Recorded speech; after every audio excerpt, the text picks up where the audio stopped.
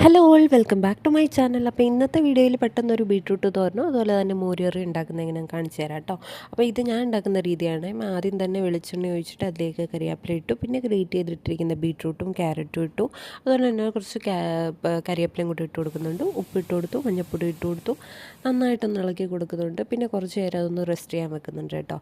അപ്പോൾ ഒരു ഒന്ന് രണ്ട് മിനിറ്റ് കഴിയുമ്പോഴത്തേക്ക് ഞാനത് എടുക്കുന്നുണ്ട്. അപ്പോൾ അത്രേ ഉള്ളൂ ഞാൻ ചെയ്യുന്ന ബീട്രൂട്ട് തോരൻ്റെ റെസിപ്പി. പിന്നെ ഇതിൻ്റെ ഇടയ്ക്ക് ഞാനൊരു ഇച്ചിരി തേങ്ങയും കൂടി ഇട്ട് കൊടുക്കും. തേങ്ങ ഓപ്ഷണലാണ്, പക്ഷേ തേങ്ങ ഇടുമ്പോൾ എനിക്ക് എന്തോ ഭയങ്കര ഇഷ്ടമാണ്. അപ്പോൾ ഞാൻ തേങ്ങ ഇട്ട് കൊടുത്തിട്ടൊന്ന് ഇളക്കി കൊടുക്കുന്നുണ്ട് കേട്ടോ.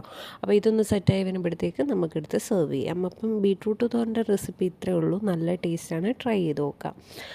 അപ്പോൾ ബീട്രൂട്ട് തോരനൊക്കെ ഇവിടെ റെഡി ആയിട്ടുണ്ട്. ഇനി നമുക്ക് അടിപൊളി കുറുകിയ മോരുകറി എങ്ങനെയാണ് ഉണ്ടാക്കുന്നതെന്ന് നോക്കിയാലോ. അപ്പോൾ ഇത് മോര് കറിക്ക് വേണ്ടിയിട്ട് ഞാൻ തൈര് നല്ലോണം മിക്സിയൊന്നും യൂസ് ചെയ്യാതെ തന്നെ ഒന്ന് ഉടച്ചെടുക്കുന്നുണ്ട്. അതിലേക്ക് ഞാൻ ഉലുവ പൊടി ഇട്ട് കൊടുക്കുന്നുണ്ട്, ഉപ്പിട്ട് കൊടുക്കുന്നുണ്ട്.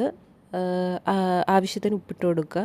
ഉപ്പിട്ട് കൊടുത്തിട്ട് അത് നന്നായിട്ടൊന്ന് മിക്സ് ചെയ്യുന്നുണ്ട്. ഈ സമയത്ത് അടുപ്പിൽ എണ്ണ ചൂടാവുന്നുണ്ടായിരുന്നു കേട്ടോ. അപ്പോൾ അതിലേക്ക് ഞാൻ കടുക് ഇട്ട് കൊടുത്തു, ഇഞ്ചി ഇട്ട് കൊടുത്തു, കരിവേപ്പില, പച്ചമുളക്, സവാളയുടെ ചെറിയ രീതിയിൽ അരിഞ്ഞത്, പിന്നെ തക്കാളി ചെറിയ രീതിയിൽ അരിഞ്ഞത്, അതുപോലെ തന്നെ നമ്മുടെ ചുവന്ന മുളക്, ഇതെല്ലാം കൂടി ഇട്ട് കൊടുത്തിട്ട് നന്നായിട്ടൊന്ന് വഴറ്റി എടുക്കുന്നുണ്ട്.